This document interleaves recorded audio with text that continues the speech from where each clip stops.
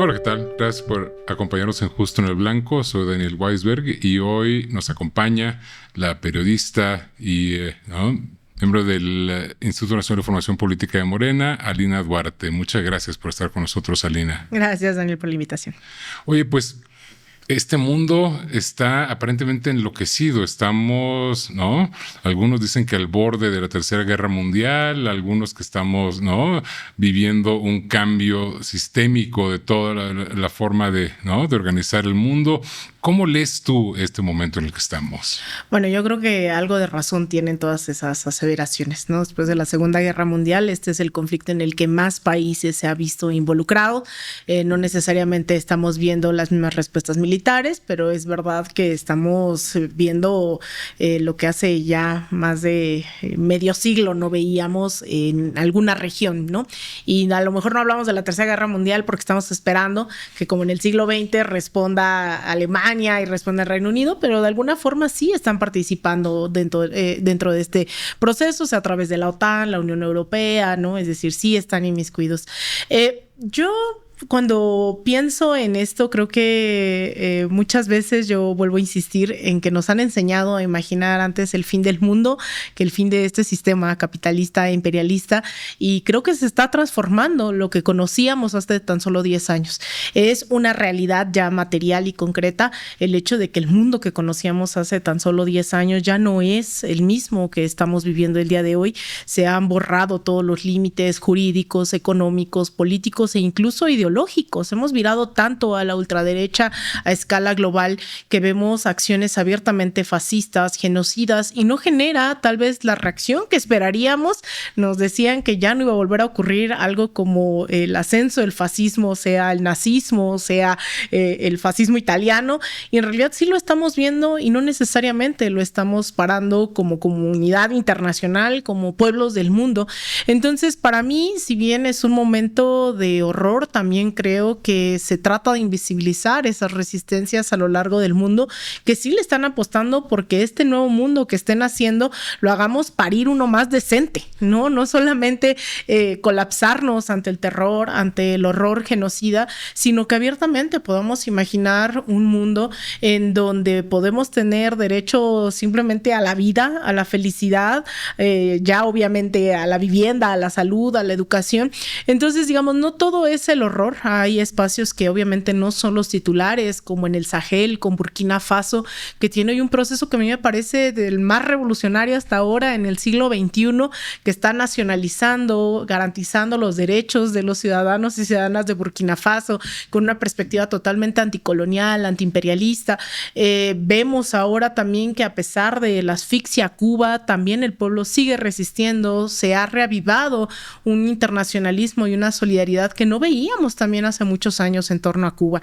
Tenemos en América Latina la cuarta transformación, que no hay que minimizar lo que estamos viviendo y que sirva esto para llamar la atención de las y los mexicanos, porque fuera de nuestras fronteras se viven otras realidades muy oscuras. Entonces, yo creo que lo que tiene de horrorífico, ¿no? También lo tiene de esperanzador este momento. Y no sé, a mí de pronto me preocupa pensar que cuando pensamos en la Primera Guerra Mundial, en la Segunda Guerra Mundial, vemos, ¿no? Viendo hacia atrás el momento en el que se disparó, ¿no? El asesinato del archiduque o la invasión a Polonia o el ataque de Pearl Harbor. ¿No será que ya pasamos ese momento ahora? Porque cuando eso sucedió, nada más se veía como una escalada más en conflictos distintos. Ahora, ¿no será que en 20 años recordaremos la invasión a Irán o el genocidio en Gaza o alguna de estas cosas como el inicio de este nuevo gran conflicto mundial? Pues de hecho muchos hablan de que no se empezó a teorizar o a nombrar como Primera o Segunda Guerra Mundial en ese momento. Fue años después cuando historiadores, cuando ya analistas empezaron a nombrarlas de tal manera.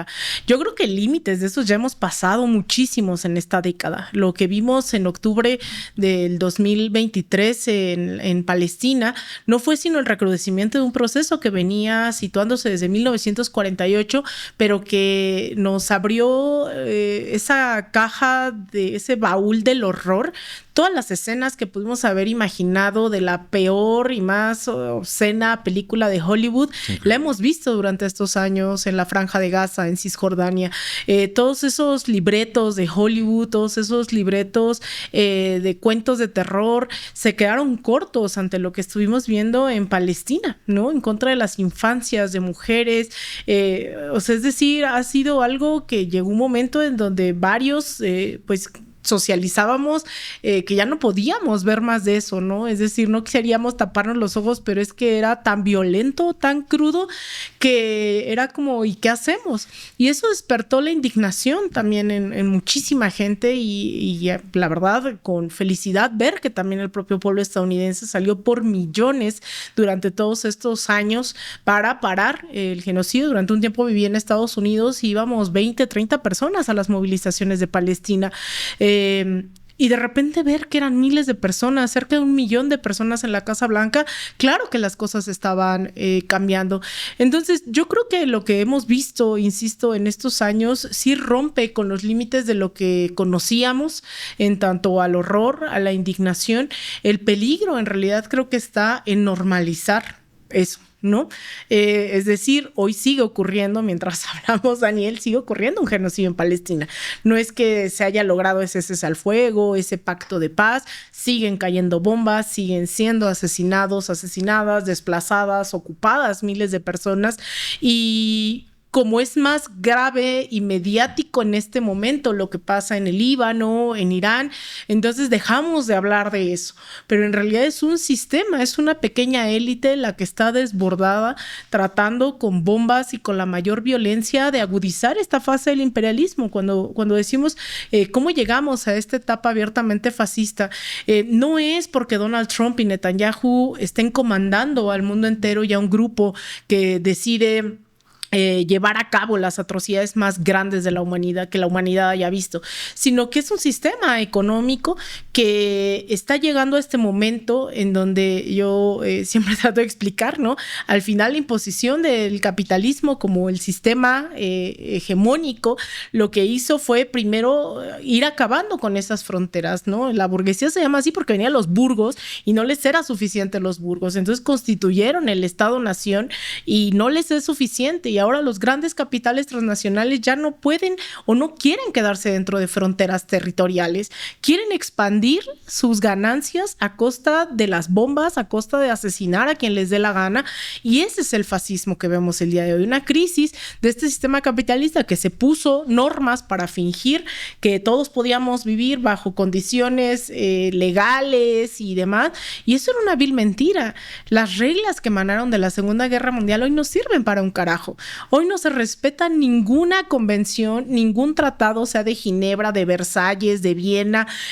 No funciona la Carta de las Naciones Unidas, la Carta de Derechos Humanos, no sirve, o incluso, ¿no? Estos que trataban de garantizar económicamente subsidios como el Fondo Monetario Internacional, vimos con Argentina que simplemente sirven para endeudar y fomentar esa dependencia con los países.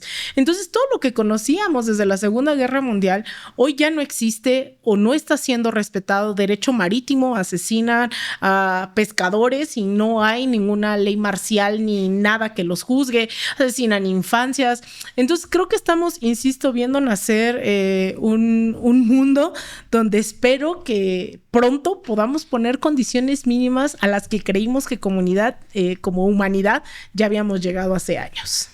También puede ser que nada más ahorita está siendo como más cínico, ¿no? Porque esas reglas que se pusieron, que mencionas después de la Segunda Guerra Mundial, en realidad son reglas que solo funcionaban para los países ricos y para la gente rica. En realidad nunca, ¿no? Digo, había genocidios en África, en realidad nunca funcionaron más que para los poderosos y los ricos. Pero en el discurso se decía que sí, y que había un orden basado en reglas y que el mundo se iba a ser más democrático. Y ahora de pronto hay como un cinismo de parte de Trump y de parte donde dicen, pues sí, se trata del poder, se trata del dinero, se trata del petróleo y háganle como quieran. Y que, claro, en realidad el mundo está tan patas para arriba que fue el primer ministro de Canadá el que hace unos meses nos decía que en realidad esto siempre fue una farsa, ¿no? Uh-huh. Pero como ahora Estados Unidos estaba tratando mal a Canadá, entonces fue de soplón a decirle al mundo que pues sí, que en efecto todo era una mentira, una ilusión de la cual el norte global se había venido sirviendo durante décadas. Y esta frase de si no estás sentado en la mesa, estás en el menú, pues describió este mundo colonial, ¿no? Producto de ese imperialismo en donde ven qué recursos tienes y el número de urgencia para invadirte en nombre de la libertad, la democracia, pero en efecto, lo que caracteriza también en este momento es ese cinismo de no respetar ya absolutamente nada. Yo en un principio decía, agradezco que estén los republicanos al frente de la Casa Blanca, porque los demócratas son mucho más mentirosos, ¿no? Es decir, Obama, Biden era como, no, es que esto es por libertad, es por la libertad de las mujeres, esto es por democracia. Y llega Trump y dice, no es cierto. Y decía Bush, ¿no? Pero no es solo los republicanos.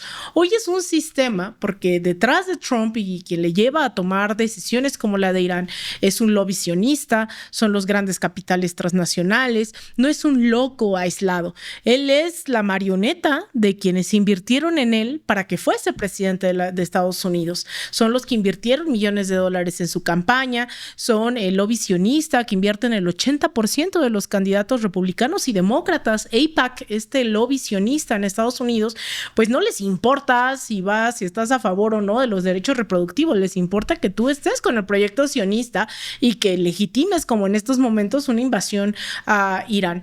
Entonces sí es mucho más cinismo, pero es nuevamente, son esos deseos de los capitales, esa ambición, y que además en algún momento nos hubieran dicho conspiranoicos, ¿no? Es decir, no, Alina, es que tu cuento castrochavista, pero son ellos quienes nos enseñan lo que quieren hacer en la Riviera Palestina, son ellos los que nos dicen qué quieren hacer de Cuba, ¿no?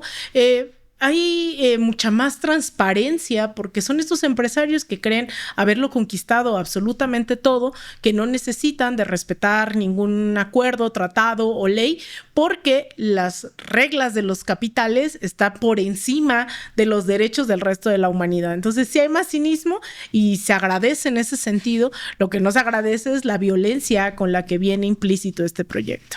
Y esto que hablabas de cómo el dominio del capital, vemos también una concentración de capital que no habíamos visto en muchísimo tiempo, probablemente desde el siglo XIX, ¿no? O incluso antes con, ¿no?, los ferrocarrileros y estos como, claro, ¿no? Ahorita estas empresas de tecnología, estamos en un mundo donde un puñado de empresas controlan la economía global y si llegan a caerse, se cae la economía de todo el mundo. Claro, y de hecho prometo traer a la próxima el dato concreto, pero a principios del siglo XX se habla de que solo el 4% del Producto Interno Bruto de Estados Unidos era el tema de los monopolios, ¿no? De las grandes industrias, apenas representaba a los capitales transnacionales el 4% de la economía. Hoy representa más del 90%. Claramente son ellos los que terminan decidiendo la política exterior, los que terminan decidiendo las invasiones, los que terminan diciendo yo quiero el litio de Bolivia, yo quiero los recursos del Congo, yo quiero a Cuba por su industria azucarera, por su níquel, que también no es menor. Van decidiendo una geografía del colonialismo que a veces encuentra aliados naturalmente, sea porque invierten en ellos a través de las ONGs o a través, ¿no?, como lo vimos en América Latina, sobre todo en los últimos 20, 30 años, pero también hay veces que hay entreguistas que no necesitan que les financien nada, ¿no? Que si les ayudan está bien, como en las elecciones intermedias a Milei que ayudaron a su proyecto de La Libertad Avanza, pero que Milei estaría muy feliz con que le den una palmadita y un sticker, ¿no?, de Donald Trump, y con eso está dispuesto a entregar la Patagonia, que es lo que están haciendo.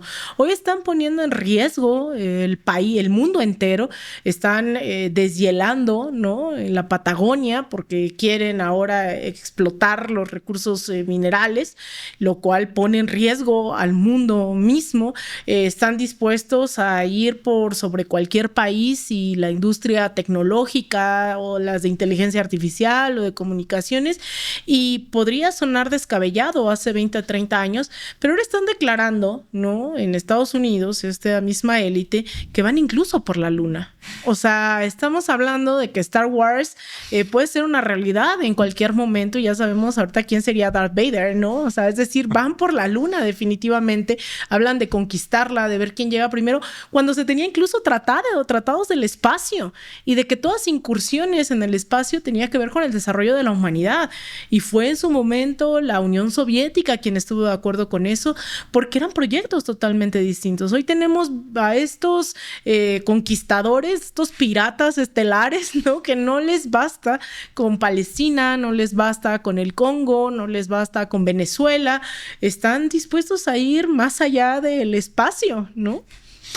Y bueno, hablar de estos gobiernos entreguistas, digo, no nos sorprende. Nosotros por 36 años, ¿no? O más, tuvimos también ese tipo de gobiernos. En México sabemos muy bien lo que es tener gobiernos dispuestos a hincarse frente a Estados Unidos y dispuestos a entregar todos los recursos del país por nada o por un dinero para que se puedan comprar un yate o una mansión, ¿no?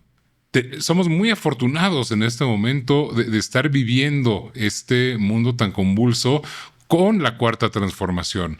Pero también se siente que nos estamos quedando un poco solos, ¿no? Vemos el resto de América Latina y pues ya no tenemos muchos aliados. Híjole, yo creo que el tema de las izquierdas es el más... hay que ponerlo siempre en su justo sitio, ¿no? No es solamente que las izquierdas pierdan, que sí es verdad que también han perdido por corrupción, burocratización o no responder a las demandas de la gente, ¿no? En lo concreto, también por no tener un relevo generacional, por no tener procesos de formación política. Digamos, hoy podemos hacer un diagnóstico absoluto de cada uno de los procesos que durante inicios de este siglo estaban gobernando América Latina y que se vieron en pleitos internos por priorizar quién tenía tal o cual puesto, ¿no? Por los egos, por el machismo y patriarcado, o también por la falta de relevos, ¿no? De cuadros al centralizarse las decisiones en una sola persona y que no hubiese ese relevo. Tenemos el caso de gente que en lo local pues no logró convencer a la gente de que su proyecto era distinto al de la derecha y esa desilusión la termina catapultando la ultraderecha, pero es verdad que no son solo responsabilidades de la izquierda. Hay muchos millones incluso de dólares que han sido puestos a merced de las derechas, sí, claro, para debilitar también a esos gobiernos. Entonces tenemos campañas millonarias en medios de comunicación, ahora con inteligencia artificial, los bots, ¿no?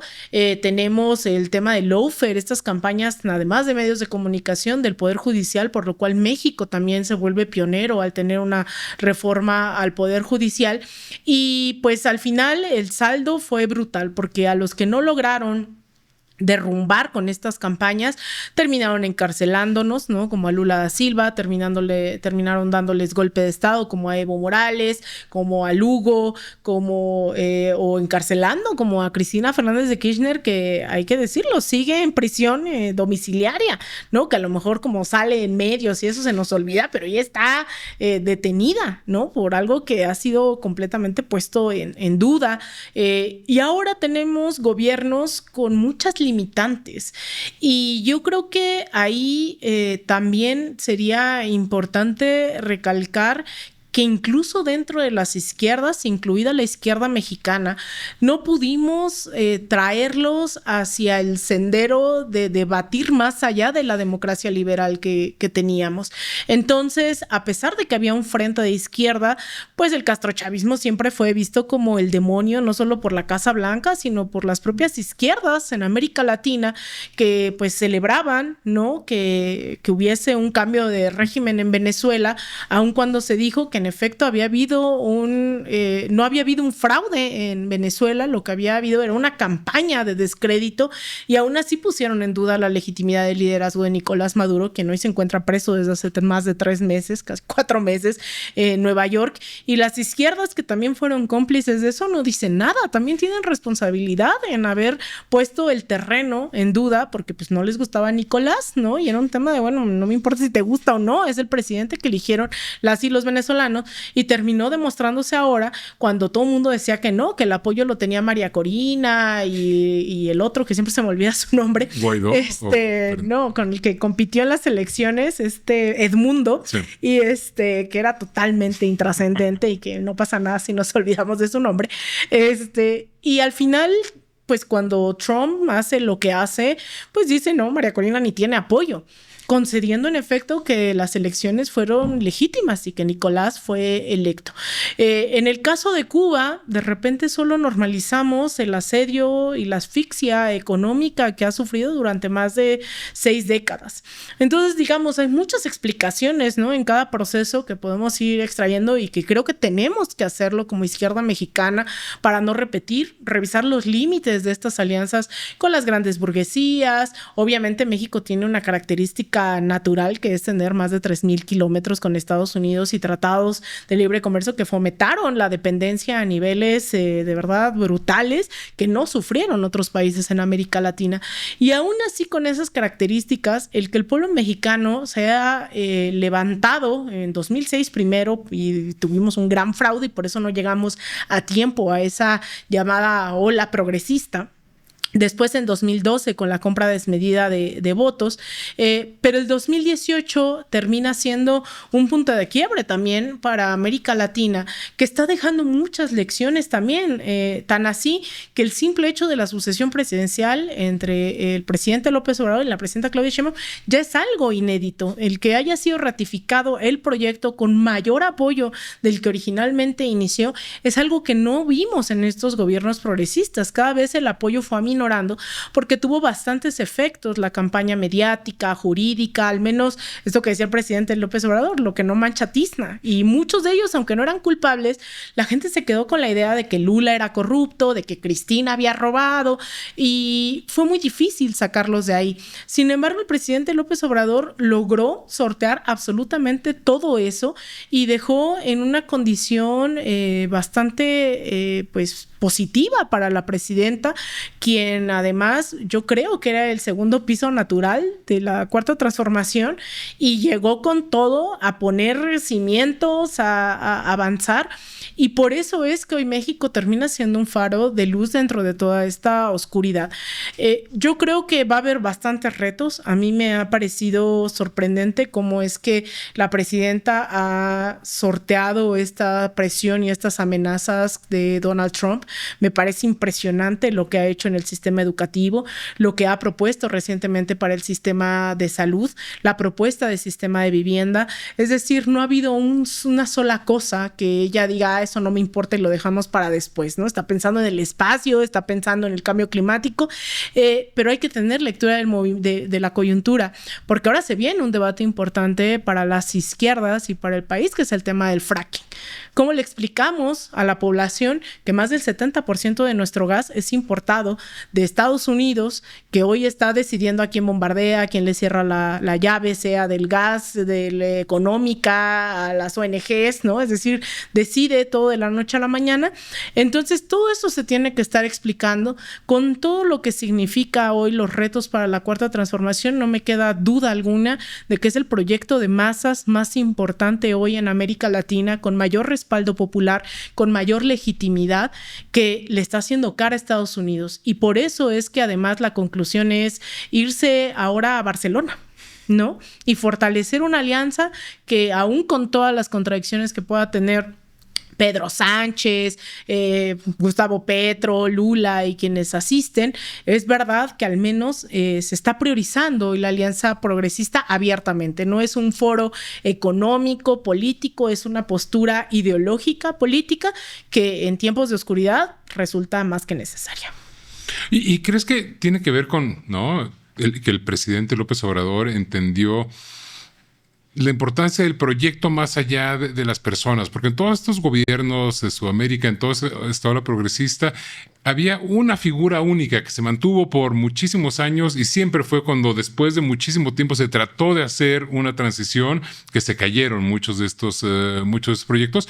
Y sin embargo, el presidente López Obrador entendió perfectamente bien que aunque él era el líder y era la gran figura, él tenía que dejar el poder y ¿no?, crear una sucesión tersa y dejar que el proyecto siga viviendo sin él.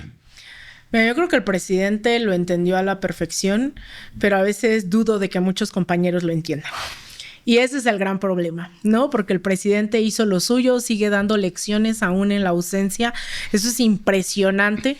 Las veces que ha roto el silencio es en momentos, no cumbres para México, cumbres para la humanidad, ¿no? O sea, el hecho de que él salga y nos diga hay que levantar la voz por Venezuela, hay que levantar la voz por Cuba, hay que apoyar la reforma al Poder Judicial, no son cualquier momento, ¿no? Ya quisiera uno darse el lujo de solo aparecer en esas coyunturas y el presidente lo ha entendido perfectamente, pero esas lecciones son difíciles para muchos compañeros y compañeras porque también hemos sido socializados durante 30 años durante el neoliberalismo, es decir, somos generaciones a las que nos quitaron cívica y ética de la escuela, historia. Hay un proceso actual de constante regeneración de la memoria histórica. Y eso es algo que no basta con ir a votar. Y muchos compañeros yo creo que a veces no dimensionan que ir a votar era la parte más fácil de un proceso. Salir a la urna y depositar tu voto, eso era cuestión de nada, ¿no? O sea, yo sé lo que implica ideológicamente salir y votar, pero el compromiso militante del día a día, eso es algo que no cualquier persona está dispuesta a cumplir. Y lo entendió el presidente López Obrador y dejó todo durante no solo 6 años, durante toda su vida, ¿no? El lidiar entre inconvenientes, pues lo hizo y creo que era lo que se pudo hacer y yo estoy totalmente de acuerdo en muchas de las cosas, otras tantas no necesariamente, pero creo que la historia siempre terminó muchas veces dándole la razón. Y ahora con la presidenta Claudia Sheinbaum es lo mismo, la presidenta es mucha presidenta para este país. Yo creo que todos los días nos sorprende con sus decisiones, con sus declaraciones tan firmes, no solo en torno a Estados Unidos. A mí me da gusto ver a una presidenta que regaña a los diputados para que se pongan a trabajar, ¿no? Mientras ellos le piden una foto, que ella diga, pónganse a trabajar. O sea, me llena de orgullo ver una mujer que no es la que ejerce el poder autoritariamente, ¿no? Es la que está presidiendo un país y que está esperando que todos y todas respondamos a esa altura. Aún así las condiciones son muy complicadas. En tiempos de avance del fascismo, se tiene que repensar cada paso que se da. Y yo creo que ahí, qué bueno que ella es la presidenta y que ella tiene que tomar esas decisiones. Pero a lo que nos compete a nosotros es hacer también conciencia de que no hay un solo proyecto que se sostenga en un solo liderazgo. Cuando hablemos de las grandes transformaciones, no estamos hablando solo de Benito Juárez o no estamos hablando de Emiliano Zapata, estamos hablando de los pueblos tomando conciencia del momento histórico. Y no es solo salir a las plazas públicas cada que es necesario, cada que Trump nos amenaza, cada que hay que hacer memoria sobre el día que se ganó en el 2018. Es una constante lectura del momento que estamos viviendo, la constante praxis a través de, es decir, estamos hablando de un partido que tiene millones de militantes. Esos millones de militantes se tendrían que estar asumiendo militantes como vanguardia de un proceso histórico. No te nombras militante porque te van a dar una credencial. Te nombras militante porque tienes conciencia del momento que se está viviendo y de las urgencias que se tiene, que es ir con tu vecino y vecina, no convencerlos solo de votar, sino de convencerles de que hay un proyecto en el cual militar y que hay muchas contradicciones porque hay muchas disputas permanentes, que ningún proceso está ganado hoy y para siempre. Que votar no te garantiza que, bueno, entonces ya vamos todos a dormir, ¿no? Porque pues ya todos tenemos conciencia. Entonces, yo creo que hoy México puede ser vanguardia, pero requiere seguir fomentando el debate, seguir fomentando la movilización. Y cuando digo movilización, no solo en las calles, de ideas, el seguir haciendo esto que no es una consigna, sino no es una frase vacía. La revolución de las conciencias es algo en lo que hay que militar absolutamente todos los días y ser el militante ejemplar que uno quiere que el otro de enfrente sea, ¿no? Cuando uno reclama a alguien es porque uno pareciera tiene la congruencia y la ética de decir yo sí soy, ¿no? Esa persona ejemplar, pero a veces muchos tiramos, ¿no? La piedra y escondemos la mano y hay muy poca autocrítica. Entonces yo creo que en este segundo piso de la transformación estamos viviendo un momento estelar con una gran oportunidad que no hay que desaprovechar, que es sí militar en el partido, pero empujar todo eso, ¿no? Todo lo que haga falta, construir, el ir junto con nuestros representantes populares y decirles esto está bien, esto está mal, pero ¿en qué te ayudo? ¿No? Yo siempre digo que esos militantes de Twitter no necesariamente son la vanguardia revolucionaria y hay mucho trabajo por hacer.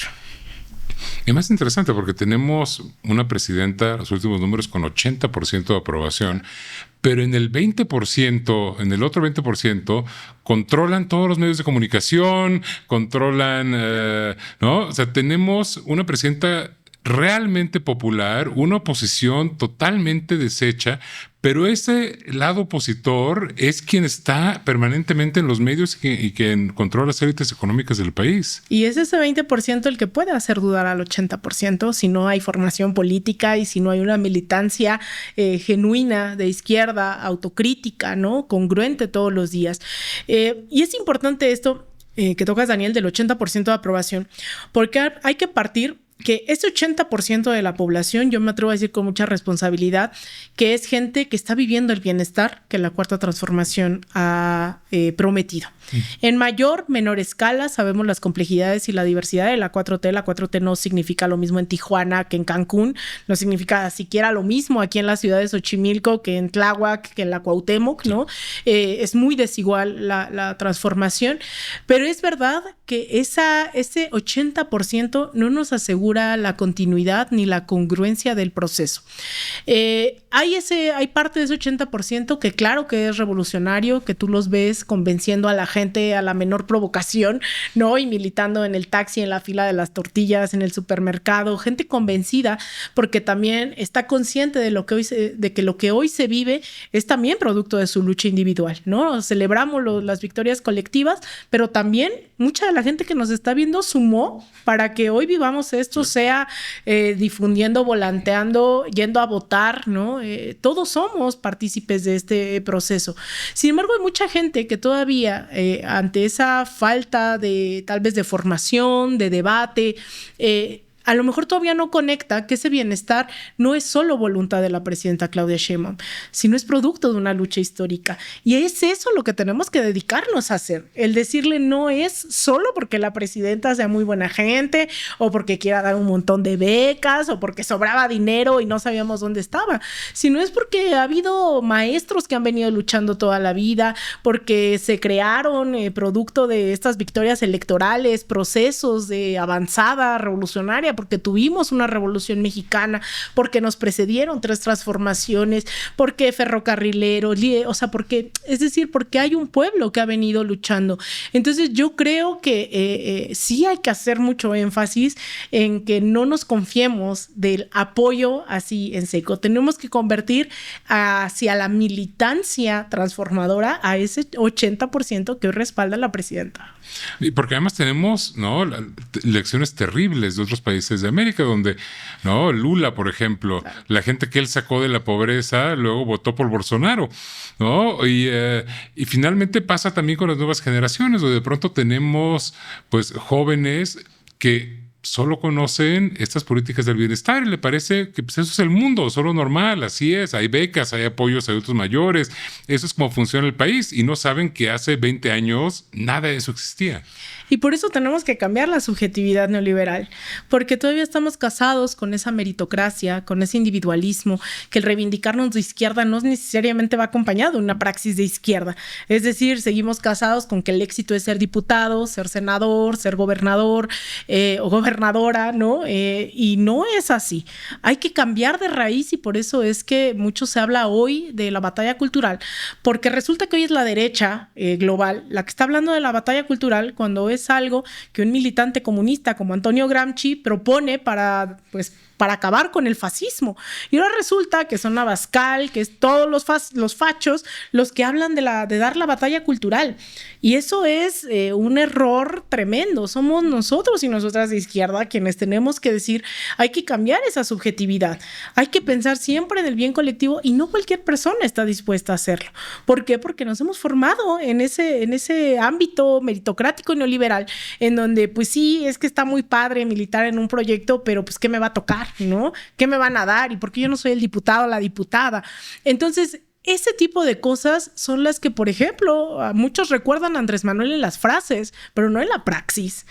Y esos son errores que no podemos permitirnos, porque en efecto América Latina ya nos demostró qué pasa cuando se olvida este tipo de disputas ideológicas, culturales, que es, en el caso, bien lo mencionas, en el caso de Brasil, uno de los programas insignia de Lula da Silva, quien además viene de la clase trabajadora organizada, sindicalizada, organizando movimientos de masas en la década de los 80, con proyectos de transformación de raíz, llega a la presidencia, implementa este programa de FOMI cero, ¿no? El hambre cero, y de repente ves a esa gente que salió de la pobreza, tanto la pobreza económica como alimentaria, votar por Jair Bolsonaro porque le prometió exactamente lo mismo que ya se venía ejerciendo por parte de la izquierda, pero que los convencieron, sea a través de la iglesia evangélica en este caso, o sea a través de campañas judiciales, mediáticas, y hoy tenemos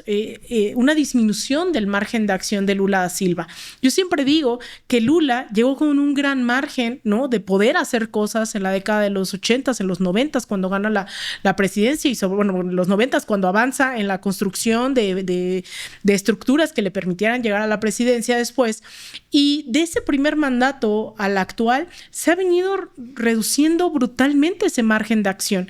Tan así que hoy su vicepresidente Geraldo Alckmin fue contra quien compitió en la presidencia, quien representaba a la derecha años atrás. Entonces tienes que hacer alianzas con lo que hay contra el fascismo, que era Jair Bolsonaro. Afortunadamente ya está preso y demás, pero el bolsonarismo ahí se queda.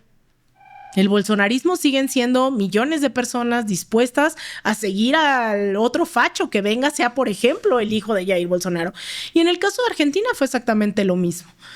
Se amplió la brecha de bienestar, se disminuyeron las desigualdades, la pobreza. Esto que vemos hoy en México lo hemos visto en América Latina durante 20 años. No se nos ocurrieron a nosotros los programas sociales, aunque quisiéramos creerlo así, no es verdad.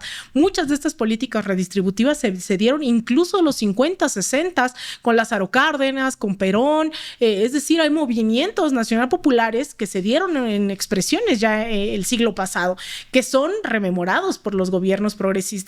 Y estos gobiernos progresistas al final no tuvieron no solo un relevo, sino una estrategia mediática, de formación política, relevos de cuadros, y lo que vimos fue brutal. ¿Cómo pasamos de Lula da Silva a Jair Bolsonaro? ¿Cómo pasamos de Perón a Cristina y Néstor a Javier Milei? Y por eso digo que no hay que cruzarnos de brazos. Sería un error histórico creer que como la presidenta Claudia Sheinbaum lo hace increíble, pues entonces vamos a tomarnos unas vacaciones y vámonos a Acapulco. No, y ojo, que también mucha gente se puede ir hoy de vacaciones en México, y eso me consta, ¿no? Conforme vamos a los estados, en diciembre me tocó estar yendo a cursos de formación y de repente veías la terminal de autobuses abarrotada porque se vive ese bienestar.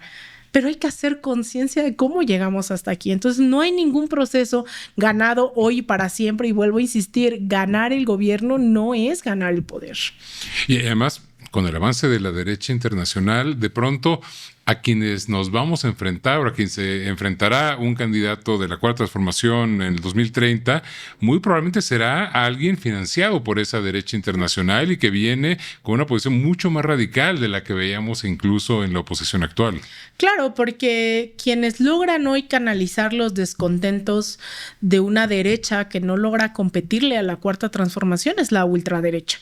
Y se están tratando de inventar cualquier cantidad de discursos, ¿no? Es verdad, yo no estaría hoy con miedo de Xóchitl Gálvez, de Alessandra Rojo de la Vega, ¿no? Pero es verdad que las fallas terminan aprovechándolas ellos. Entonces, por eso digo, no, esto que desde el presidente López Obrador hasta la presidenta Claudia Sheinbaum dicen no tenemos derecho a fallar, no es fallar a nosotros, nosotras mismas, sino fallarle al pueblo, que termine desesperanzado porque no hay un proyecto viable. Y es por eso la urgencia, incluso lo entiendo hoy a la dirigencia del partido, cuando se enfoca mucho en esta escuela municipalista, porque de la presidenta rara vez escuchas quejas, ¿no? Uno se mete en debates de si el fracking, de si el informe de la ONU, pero no es que la gente diga entonces ya no voy a creer en la presidenta. Con los gobernadores hay más quejas, pero cuando uno llega a los alcaldes, son pocos los alcaldes que uno dice, híjole, qué alcalde transformador. Pero el partido está tomando cartas en el asunto, porque dejarlos pasar de lado es condenar al propio proceso a que encuentre sentido en la ultraderecha. Que en efecto, Daniel, no hay que tener una bola de cristal para saber que el financiamiento, que el apoyo, además ahora que es cada vez más descarado por parte de la ultraderecha estadounidense, y yo insisto en que hay de derechas a derechas, ¿no? Y está la derecha demócrata que financia ONGs y financiaba la USAID, y tenemos a la ultraderecha republicana que va y se presenta en plenas elecciones en Alemania a decir estamos con ustedes y hace saludos nazis, ¿no? O ahora en las elecciones en Honduras que también dicen si no votan por Tito entonces les va a ir re mal, o si no apoyan a Milei. Es decir, ya no es solo el financiamiento, es un momento de descaro absoluto que ya hemos visto también en México. O sea, lo vemos cuando viene la cumbre de CIPAC, que yo le digo el Vive Latino Facho, ¿no? Que se traen a sus mejores cuadros fascistas de todo el mundo y se los traen a Polanco, a Santa Fe, y tienen reuniones aquí.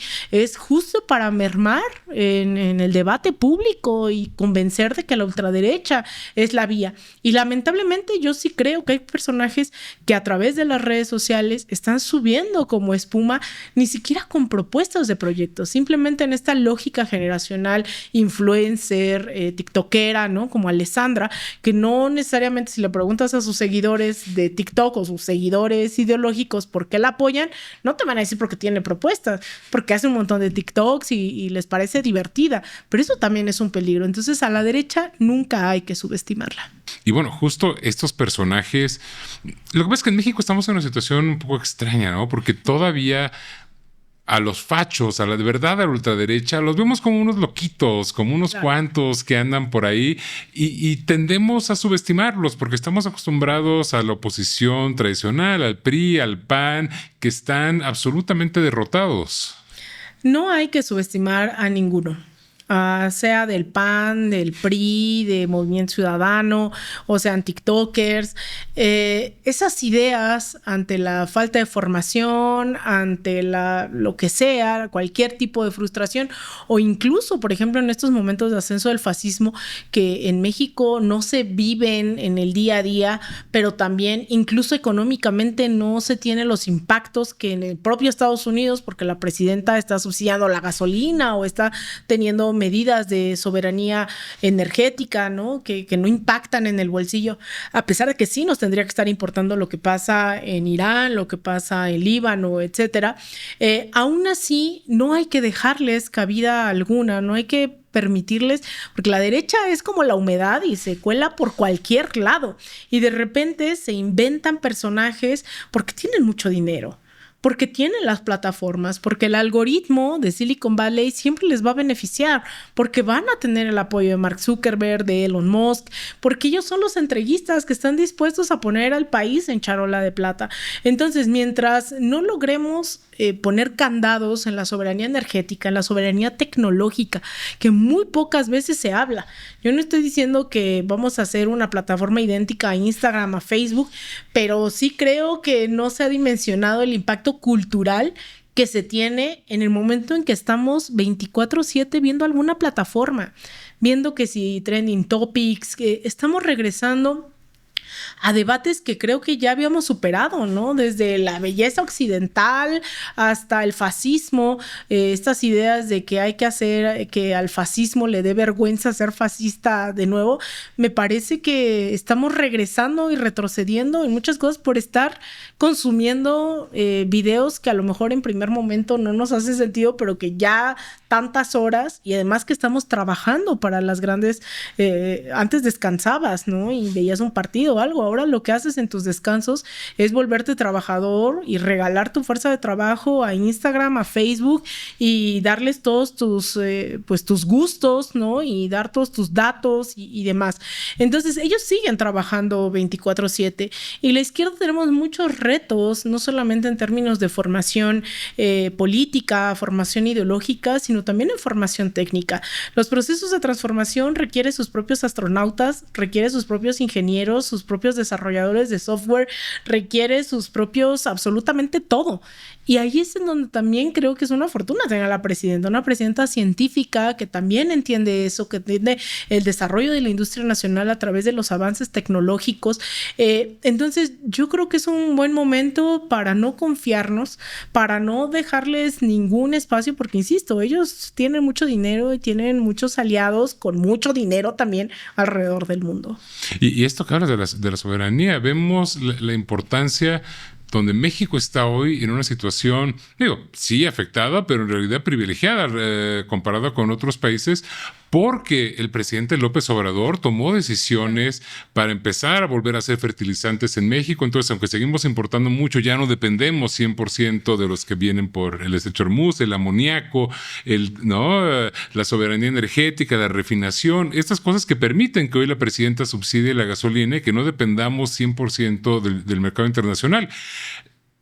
Tenemos que seguir pensando en términos de soberanía, justo en la tecnología y otras cosas, porque ya vemos los efectos que tuvo. Y mira, yo creo que y también en ese debate vamos por pasos, ¿no? Porque yo creo que hay que celebrar todo esto que tú mencionas, el desarrollo industrial y demás, pero esa dependencia en la cual estuvimos sumidos durante tantas décadas nos lleva a que este desarrollo de la soberanía lo tenemos que hacer sí o sí con capitales transnacionales, con capitales extranjeros, con capitales simplemente privados, en donde el Estado no puede llegar un día en la mañana y decir tengo todos los recursos para poner mi propia 5 refinerías y 10, ¿no? Es decir, o invertir tanto en energía eólica, que es lo que ha hablado también la presidenta de la transición energética, que está ocurriendo, aunque no tal vez a la velocidad que quisiéramos de las energías renovables. Entonces, yo creo que ahí habrá que tener debates también de cómo fortalecer más allá de lo que recordamos que la presidenta, ¿no? Y también no puede dar todos los debates diario en la mañanera, hay que ayudarle y también creo que para eso sirven estos espacios, sirve el Instituto de Formación Política, los medios de comunicación de izquierda, el decir cómo le entramos a este debate para pensar cómo, yo que soy de Xochimilco, el desarrollo chinampero y la defensa de las chinampas, porque también tenemos un problema en Xochimilco, que es que las chinampas cada vez se están turistificando más y entonces ya no todos quieren sembrar cuando es importante todos los alimentos que se cultivan ahí, entonces ahora se está urbanizando. Entonces, ¿cómo podemos apoyar a esa soberanía nacional desde las chinampas de Xochimilco hasta las presas en Puebla, hasta los sembradíos de manzana en Chihuahua? Es decir, yo sí creo que estos debates tienen que sernos cada vez menos ajenos. El pensar cómo mi colonia se ve afectada. Mira, por ejemplo, hablando de Xochimilco, yo quedé muy impresionada hace unos meses cuando unos compañeros chinamperos querían hacer estaban haciendo una escuelita chinampera y entonces yo les dije, ¿por qué no hacemos esto cada mes? Y pues es como de muy bajo perfil. Dice, no, es que hay una parte en el Tratado de Libre Comercio México, Estados Unidos, Canadá, en donde se prohíbe masificar técnicas distintas a las que están impuestas por el Tratado de Libre Comercio. Y yo decía, es que ¿por qué no estamos haciendo como Xochimilcas un gran escándalo en la renegociación del TEMEC? Claro. Porque el TEMEC nos está afectando en lo más mínimo. O sea, es muy evidente cuando ahora que he ido a Cuba, veo cómo el bloqueo impide que llegue cierto tipo de medicina o en esta arquitectura tan bien planeada. Unos compañeros estadounidenses recién que se hizo el convoy Nuestra América me decían es que hay leyes que te impiden llegar con 3 maletas a Cuba. Solo puedes llevar 2. O sea, en ese nivel de precisión está la asfixia de Estados Unidos. Pero también lo hicieron a través de tratados de libre comercio. Entonces yo creo que este tipo de debates nos permitirían decir qué proyecto soberano queremos, porque muchas veces creemos que solo es voluntad de la presidenta o del gobierno federal o del Estado en abstracto, cuando en realidad hemos sido subsumidos en una lógica de dependencia por muchos años que hay que romper entre todos y todas. Y eso no es fácil. O sea, incluso la soberanía ideológica es mucho más fácil si lo pensamos con la soberanía estructural de cómo desarrollamos nuestra propia industria farmacéutica, nuestra industria tecnológica, no se diga la industria espacial, ¿no? Ahora que están compitiendo por la luna. Entonces, yo creo que todo esto tenemos que asumirnos en nuestras trincheras, desde las artes hasta las ciencias duras, de cómo contribuimos a ese debate por la soberanía. Muy bien, pues Alina Duarte, muchísimas gracias por acompañarnos aquí en Justo en el Blanco. Esperemos que vuelvas pronto, ¿no? Claro para seguir platicando. Y muchas gracias a todos ustedes y nos vemos a la próxima.